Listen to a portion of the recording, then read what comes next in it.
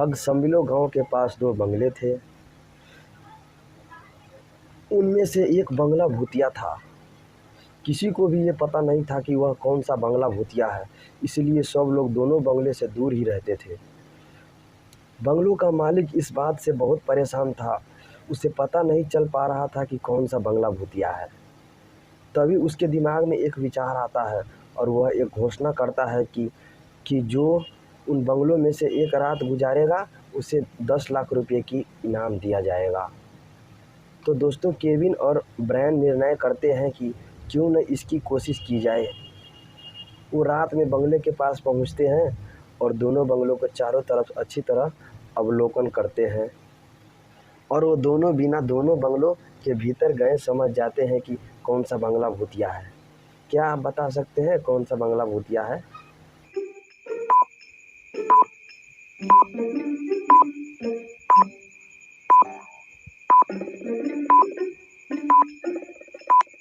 तो बच्चों, दोनों बंगले में जाने वाले पद जिन्हों को अगर आप गैर से देखोगे तो 2 नंबर बंगले के भीतर जा रहे पद जिन्हों में एक पद जिन सीधा है और एक उल्टा है, इसलिए बंगला 2 भूतिया है। एक छोटे गांव के एक घर में चोरी हो जाती है। गांव के लोग इसकी सूचना पुलिस को देते हैं और जांच के लिए पुलिस के आने का इंतज़ार करते हैं। कुछ दिनों बाद वे पुलिस कमिश्नर को शिकायत करते हैं कि पुलिस जांच के लिए उन्होंने गांव नहीं आ रही है। पुलिस कमिश्नर पुलिस स्टेशन में जाकर ऑफिस से इस बारे में पूछताछ करते हैं। ऑफिसर बोलते हैं, मैंने उस घर में जाकर उस चोर की रिपोर्ट भी लिखी है। कमिश्नर ऑफिस से वो रिपोर्ट दिखाने का कहता है जो ऑफिसर ने लिखी थी। ऑफिसर बताता है, जब मैं वहां गया था तब वह घर अस्त व्यस्त था। दराज खुली हुई थी, कुर्सियाँ नीचे गिरी थी, फर्श पर एक किताब थी जिसके 11 और 12 पेज खुले थे। वहाँ पर सोफे पर मेज चीन रखी थी और टेबल पर एक टूटा हुआ गिलास पड़ा था। कमिश्नर तुरंत ऑफिस से कहता है, तू झूठ बोल रहे हो। कमिश्नर को ऐसा अभ्यास क्यों हुआ?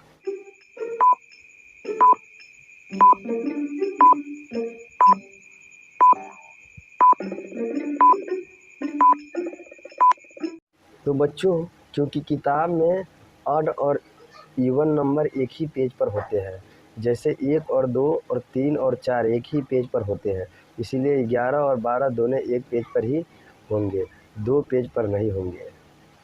बैरी एक हफ्ते की छुट्टियां के लिए जाता है। जब वह घर वापस आता है तो देखता है कि उसके घर में चोरी हो गई है।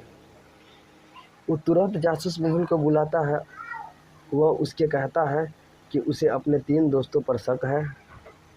मेहुल तीनों से पूछताछ करता है। जिम्मी कहता है, मैं भी छुट्टियां मनाने अल्पस गई थी, ये देखो मेरी वहाँ की तस्वीर है। रासेल कहता है, मैं बीच पर छुट्टियां मनाने गई थी, ये देखो वहाँ की तस्वीर है। और सैम कहता है, मैं तो रेगिस्तान में छुट्टियां मनाने गया था, आप मेरी वहाँ की तस्वीर की जांच कर सकते हैं। क्या आप बता सकते हैं कि कौन झूठ बोल रहा है?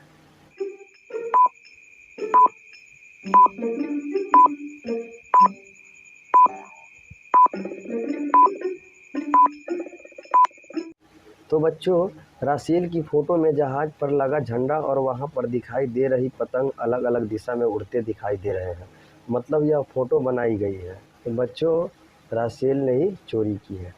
रविवार की रात 10 बजे डैनी की हत्या हो जाती है। हत्या की जांच के लिए जासूस मेहुल को बुलाया जाता है। वहां पहुंचकर 3 लोगों से पूछताछ करता है। आकाश बोलता है, मैं तो कल रात पार्टी में था, मैंने डैनी को भी पार्टी में आने के लिए कहा था पर उसने मना कर दिया था। लखन बोलता है, मैं तो शॉपिंग करने के लिए मॉल में गया था, मुझे इस हत्या के बारे में कुछ भी मालूम नहीं है। निखिल बोलता है, मैं तो पास के पार्क में कुछ प्रभावी चिड़ियों से देख रहा था, मुझे इस हत्या के बारे में कुछ भी पता नहीं है। तीनों को बयानों को सुनने के बाद क्या आप बता सकते हैं हत्यारा कौन है?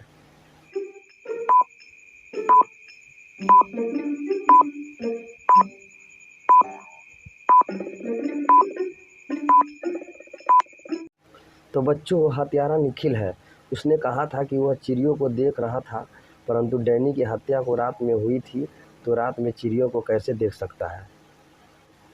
एक ट्रेन ड्राइवर की ड्यूटी के दौरान हत्या हो जाती है। जासूस मेहुल हत्या की जांच के लिए घटनास्थल पर पहुंचता है।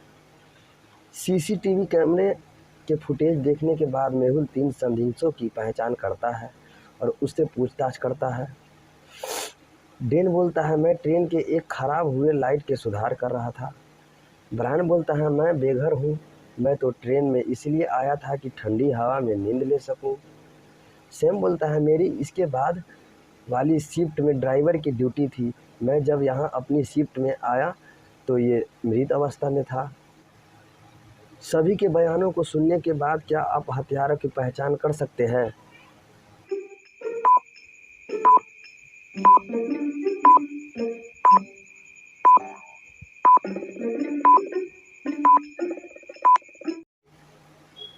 अगर ब्रायन बेघर है तो उसके पास आईफोन और महंगी घड़ी कहाँ से हो सकती है?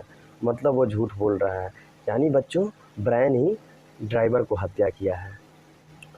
एक चोर स्कूल में चोरी करने जाता है। वह वहाँ से बहुत सारा सामान चोरी करता है और चला जाता है। इन दोनों तस्वीर को देखने के बाद क्या बता सकते हैं कितना सामान चोरी हुआ है?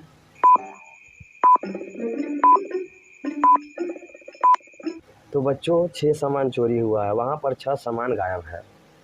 सेमी अपने होटल के कमरे में आराम कर रही थी, तभी उसे दरवाज़ा खटखटाने की आवाज़ सुनाई दी। वह दरवाज़ा खोलती है तो उसे सामने एक आदमी खड़ा दिखाई देता है। वह कहता है, माफ़ करना, मुझे लगा यह मेरा कमरा है।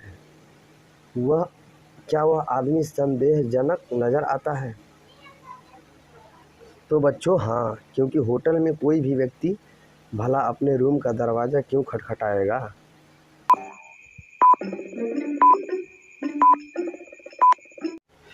एक दिन 3 एलियन हमारी धरती पर आते हैं और 3 घरों में प्रभ्रम करते हैं। घर क्रमांक 1, घर क्रमांक 2, घर क्रमांक 3।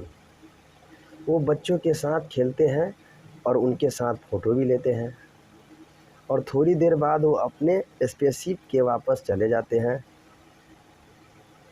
बच्चों एलियन के पास अपनी फ़ोटो दिखाकर सेखी बरवाने लगते हैं।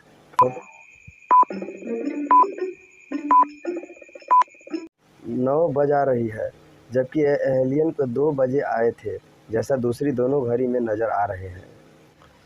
3 युवकों का आर्मी में चयन होता है। तीनों बहुत प्रतिभावान हैं। आर्मी जनरल को मुख्यालय से फ़ोन आता है कि तीनों में एक जासूस है। जनरल तीनों चयनित युवकों के पास जाता है, उनसे पूछताछ करता है। पहला युवक बोलता है, मैं इसी देश का नागरिक हूँ, मेरी एक बेटी भी है जो अभी छोटी है, ये मेरी बेटी की तस्वीर है। दूसरा युवक बोलता है, मैं और मेरी पत्नी भी इसी देश की रहवासी है, ये हमारी तस्वीर है। तीसरा युवक बोलता है, मैं भी इसी देश का नागरिक हूँ और मैं शादीशुदा हूँ, ये हमारी तस्वीर है, देख लो, ये हमारी तस्वीर है। तीनों चयनित फौजी की दिखाई गई तस्वीर को देखकर क्या आप बता सकते हैं कौन जासूस है?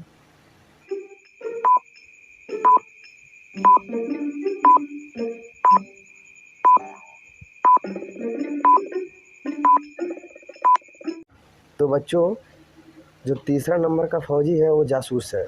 तीसरे फौजी की एक ही स्थान पर अलग अलग कपड़ों में ली गई तस्वीर है, और नीचे गिरी हुई पत्तियों की पोजीशन भी एक समान है, मतलब फ़ोटो बनाई गई है।